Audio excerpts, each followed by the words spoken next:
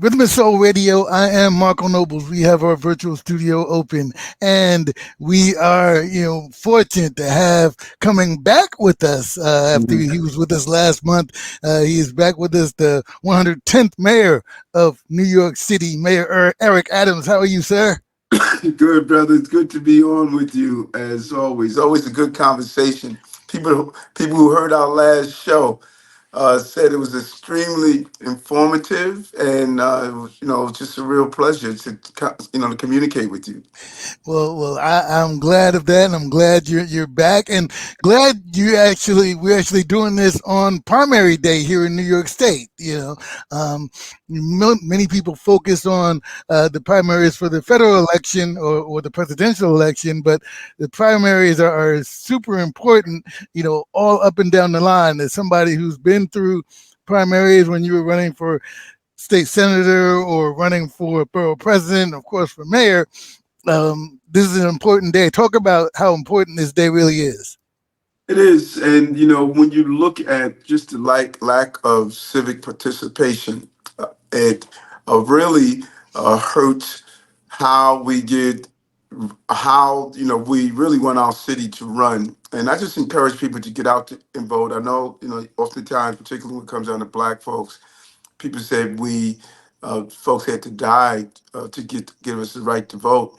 But it's more than that narrative or aspect of it, which is extremely important that people gave up their life, but it's about our lives now as well. Uh, who is elected is going to determine our public safety, is going to determine our educational system, is going to determine laws and rules that are going to be passed. And so I want people to see the connection. If you want to raise your voice about the quality of how the city is performing its function, it is through the ballot box. And you're looking some of our council districts, for example, you will have 175,000 people who are represented in that district, and you'll have only like 8,000 people who are voting. And Mm. so, if you don't get out to vote, the things that are important to you is not won't be front and center. Absolutely. Now, obviously we're going through primaries today, but you will be involved next year in the Yes. primary season. And, one of the things that's been interesting over the last few months, you've talked about, I don't know if you've called it conspiracy or an effort to kind of have you removed from office, which is an interesting, statement. A lot of mayors may not be as outspoken about something like that. I mean, first and foremost, you are a Black mayor in New York City, only our Mhm. second we've ever had. So there's that aspect. But you have, other thoughts about how people view you and what ulterior motives may be as you head into what will be a more heavy campaigning season going into next year. Well, I don't use the term conspiracy, and I'm just very clear that which has been a very successful administration. I've been in office for 2.5 years. People told me it was going to take 5 years to turn around the economy in the city. And look at where we are. When I was elected, we had a 40% increase in crime. Our employment numbers were low. We were dealing with COVID. I had to deal with 200,000 migrants and asylum seekers. And look at where we are right now. We have more jobs in the city, in the history of the city. I cut Black unemployment of one time it was 4 times the rates of white. I cut it in half. For the first time, it's under 8% since 2019. Small business services are at the highest level. Almost a third of them started under our administration. Everything from free high-speed broadband to NYCHA residents so our children can learn remotely, to NYCHA land trust that we paid build more affordable housing finance in 1 year in the history of the city. More people transition out of homeless shelters into permanent housing in the history of the city. Tourism are back, people back on our subway system. Decrease in homicides, shootings, 5 of the 7 major crime categories. But you don't read that. When I share what we have done in this city, people say, I don't know that because you're seeing the worst thing that could happen in a city of 8.3 million people being plastered on the front pages of our papers. And people begin to identify that the city's out of control, and it's not. This city is the safest big city in America, and the economy has turned around under this administration. Now, do you think that that is different? Because we all have seen that the news cycle is always promote the negative news first, Mhm. and so that some could say that's a continuation of what it's always been. Um, there is obviously the all the successes that you have, um, and but then people might say, oh, the polling numbers are down. There are certain people who are already declared who want to run for mayor for next year, who will say, well, the polling numbers are down. Things are not as good as they should be, or the people that the mayor has pledged to help, he's not really helped them as much as he could. So, what? How do you change that narrative? Well, where cities have never been ideal. I don't think anyone can point to any time where everything we wanted in a city was there. But I ran on some very clear, specific things. I ran on dyslexia screening, so 30% of the inmates at Rikers Island that are dyslexic. I ran on that. I ran on bringing down crime. We removed over 15,000 guns off our streets. And you see how safe our city is. Our subway system is one of the safest now in decades. It was just reported the substantial decrease in crime on our subway system. 4.1 million riders use our subway system a day. I want to say this again. Mm. 4.1 million. We have an average of 6 felonies a day on our system with 4.1 million people. And when you do an analysis of other cities, you don't see encampments on our streets. You don't see people living on the highways in the subway stations like when I inherited. When you look at what I said I was going to do, we're doing. And I got to get that message out to the voters. And I must do a direct to consumer communication. Like here, I'm able to speak directly to voters. And then when you go back 30 something years ago, the same narrative that they are attempting to say about my administration is what they said about Mayor Dinkins. Mayor Dinkins created safe streets, safe city, safe streets, got police officers to come and deal with the crack era. Mayor Dinkins was turning around our economy. They use the same terminology. Oh, he's out too late. Oh, he dresses too well. Oh, he's not competent enough. I mean, this is the same playbook, brother. Same playbook. And we have successfully turned around a city that was moving in the wrong direction, even with the crises. And so people are angry also because we had 200,000 migrants and asylum seekers that came to our city. I don't have the right to stop the buses from coming in. It's against federal law. I don't have the right to say you're not going to get 3 meals a day. You're not going to have a place to sleep. I'm washing your clothes and educate 38,000 children. That's the city law. I got to follow it. And I don't even have the right to say a group of migrants came to me. They say they want to remove graffiti and clean the streets. They want to volunteer and we could give them a stipend. Federal government said, you can't do that. That would be against the law. So I have to govern with all of these crises, and we've done an amazing job of turning the city around. Rhythm Soul Radio. We are talking with New York City Mayor Eric Adams, and having conversation about the primary season, but obviously bigger than that, and politics. It's interesting you mentioned Mayor Dinkins and what was said about him. And it also makes me think about President Obama. And at the end of his first term, one of the things that people talked about that I remember in both cases was that, they didn't talk about their successes enough. They didn't talk about, they were going into an election season, but didn't talk about, all the good that they have done to remind people, certainly in President Obama's case, because the nation was extremely divided, Democrat, Republican, and continues to be so.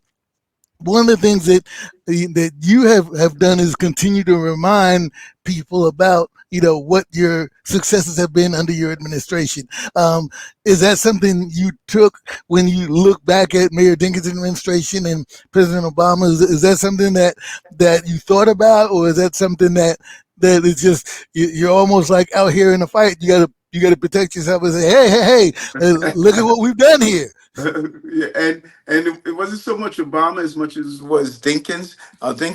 Mayor Dinkins was a mentor, and after reading his book and doing a lot of while I was running, and particularly after the primaries, going in and reading some of the old articles and what the comments were and how there was a real organized effort to erode his base. As successful as he was, he started the MWBE program. And I'm improving on what he started, and the number of small women and minority-owned businesses that are doing well. When you have people who are distorting the reality, even your base starts to buy into it. I get black folks that stop me all the time and say, "Why are you giving migrants more than what you're giving us?" Which is just not true. Migrants are sleeping in the shelter on cots, and they have outside restroom facilities. But when you read it and hear it over and over again, just as what happened with Mayor Dinkins, it could happen. It could happen to me also. Absolutely, absolutely. So I'm gonna shift a little bit to do more talking about the administration and what you're doing. One of the things you just announced yesterday, the New York City Solves program and the efforts for to create a more level playing field for our public school students coming out of New York City. Talk about what that program is and explain it for people who have not may not have heard it since you just announced it yesterday.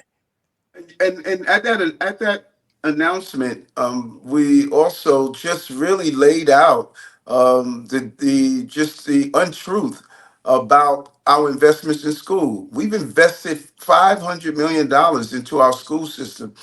This is unprecedented numbers. When we came into office, some very important programs. The summer rising programs would allow children to go to school, summer camp type style all year long. That was losing its funding. That was COVID money that sunsetted. We had to find the money for that. The pre-K 3K program, that was losing its money. The previous administration created these permanent programs on temporary dollars, and we had to find the money for that, even with the $4.6 billion migrant budget deficit that we had. But yesterday, what the chancellor and I rolled out to include the improvement we've had in the educational system, brother. We're outpacing the state in reading and math, Mm. outpacing the state in reading and math. And we rolled out to marry our phonics-based reading curriculum, which now the state is getting ready to pick up, and I think the country is going to. We rolled out the math partner to that, because far too many young people say, "I'm not good at math, I don't like math, I hate math." We're going to use the same methodology that we're using for our reading to apply to our math curriculum at the same time, because we're going to improve these math scores and turn this concept around that math is not enjoyable. Well, that's growing up in the public schools. I was not a fan of math. I know my daughters are not huge fans of math. Though one of them is working on being a veterinarian. So that is extremely important. So thank you for that. Speaking of my daughters, both my daughters are in public school in New York City. So one of them said, ask the mayor, and she didn't put it in this words. But ask about the infrastructure for the schools in terms of there are whether it's schools that have security devices that don't work properly and it creates an issue getting into school on time, or the bathrooms aren't working properly, and there's only one bathroom for the entire school. And these days, different than when I went to public school, you have 5 or 6 schools in one school. So it really is. It can be an issue. Can you talk to some of the things you're looking to, or how Department of Education might be looking to address some of those issues in terms of the infrastructure, which obviously helps education as well? What is your daughter's name? Well, I have twins, so Zola is the one who asked Okay. me to ask that question. But to your daughter, to answer your question, uh, the facilities of the school, the money to fix it is called a capital budget. That's our Mhm. capital budget. How we pay the teachers is not capital, but those capital improvements of our schools, because many of them are old, many of them Mhm. have been left in disrepair for a long time. And so, what the chancellor has done, particularly in communities where they've been ignored, has put in a real fast track to get some of those facilities repaired. Like you see, we're doing with swimming pools. We have opened many more swimming pools in our schools. We've been doing the cosmetic things that are needed to have the school facilities be a clean and safe place. So we agree with your daughter that we're not seeing our school infrastructure look the way it is, but we are really turning the corner, making these improvements, moving the barriers to get these improvements done. And it costs a lot of money because some of these buildings have been really ignored for a long time. It's almost like nature. But we're now getting in and attempting to fast track, and we're seeing some real improvements. We were in Brownsville looking at some of the results there as well. But that is our goal, to get these buildings up to the physical presence that we believe it should be. Thank you for that. She'll be happy to hear that. Um, you we're still talking about schools because another announcement that you made yesterday was about the Division of Inclusive and Accessible Education. So dial for short. So talk about that and how important that is and how that fits in the landscape of the education system that you and the chancellor are really kind of rolling out for public schools. Because it's been a real problem. We've known it for years. It amazes me, brother, that there are things we knew were broken for a long time, and we just continue to ignore them. Like our foster care children, we knew what was happening to them. They were aging out without any real support, and they were ending up homeless, mental health, in jail, victims of crimes. And so we invested in foster care by paying their college tuition, giving them a stipend, and allowing them to have life coaches until they're 21 years old, to give that infrastructure. And that's the same thing with children with disabilities.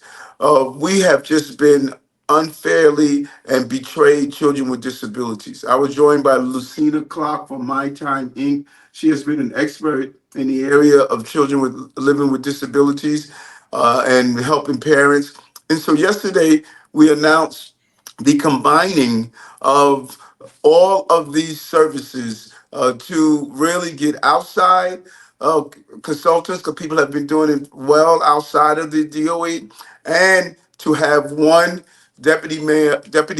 chancellor that's going to be in charge of the entire footprint so that we can start coordinating and giving these young people real support that they need uh, because may have a learning disability and they just learn differently, or they're dealing with some other language barriers. And so we're really excited about this announcement. And I really take my hat off to the chancellor for seeing the advocates have been calling for this for years, and we responded because we felt they were right, and we believe we have it right.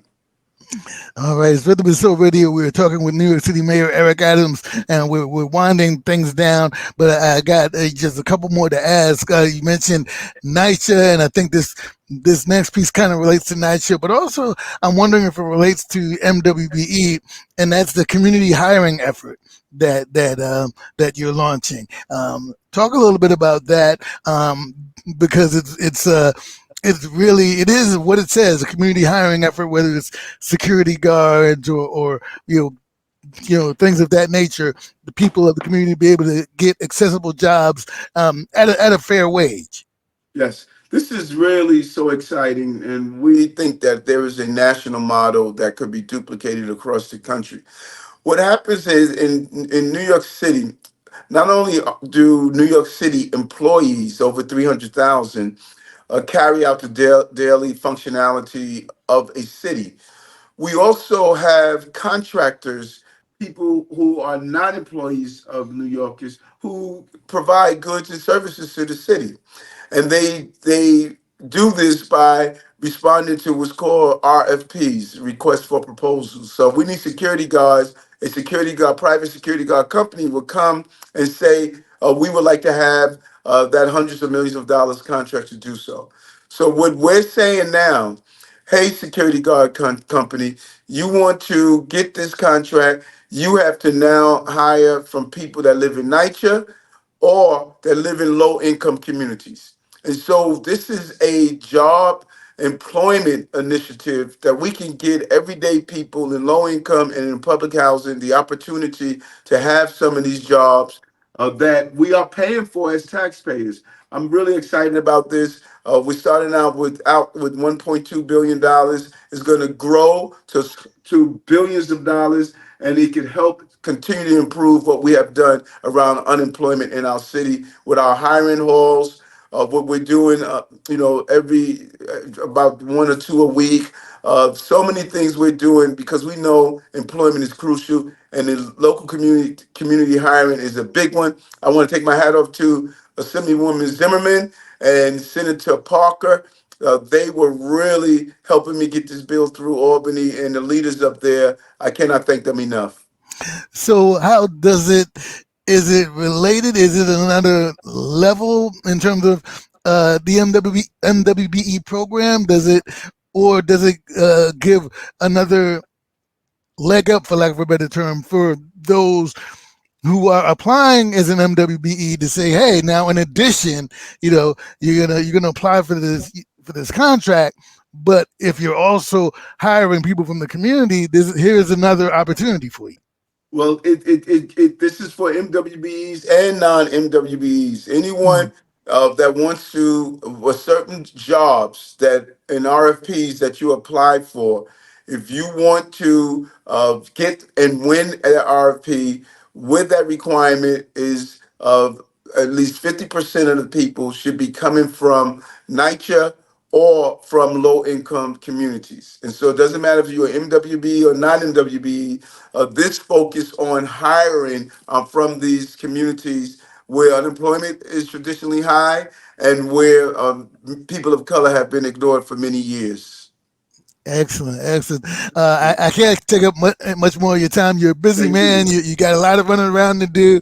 We've been talking with Mayor of New York City, Eric Adams. I know you always want to get directly to the people, and people can get information on different announcements and that sort of thing that you're doing is through nyc.gov, or is there Yes, a different yes. site? Okay. Yes, yes, they can just go on, just go, and they could just the easy thing to do, Google me, and the website comes right up. They don't even have to remember or write it down. Just go right to your whatever search engines you need and just type in Mayor Eric Adams, and the website will pop right up. Excellent. Mayor Adams, thank you for joining us again. Thank Thank you for you. sharing your thoughts. We look forward to doing it again, and enjoy the day, enjoy the week, and hopefully it won't be too hot of a summer, but just hot enough. Right. Thank you, brother. Take care. Take care. It's Rhythm and Soul Radio.